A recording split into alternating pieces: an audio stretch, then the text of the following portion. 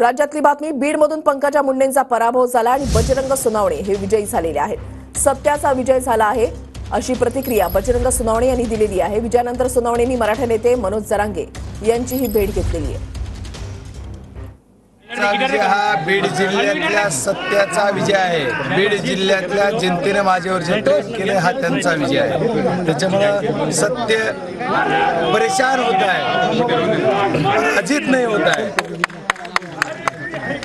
त्याच्या पद्धतीनं आज बीड जिल्ह्यातल्या जनतेने मला भरभरून प्रेम दिलं आणि बीड जिल्ह्यातल्या जनतेने एकदा मला खासदार केलं। मी समाजासाठी काम करतो, ज्या जातीत जन्मलो त्याचं काम करणं कर्तव्य ते करतोय। पण मी महाराष्ट्रभरात कोणालाही पाडा किंवा निवडून आणा असं नाव घेऊन बोललेलं नाही। मी जर नाव घेतलं असताना त्याला तिने तळातून राहिले असते। जे आहे ते सत्य सांगतो। ती गुरुगुण कोणात असू नये, इथून पुढे असली तर मग पुढच्या विधानसभेत नाव घेऊन पडित असतो।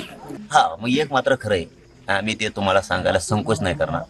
माझ्या गोरगरीब करोडो मराठ्यांची किंमतच केली जात नव्हती। त्यांना कोणी विश्वासातच घेत नव्हतं। माझ्या गोरगरीब मराठ्यांना मात्र किंमत आली, याच्यात मला खूप आनंद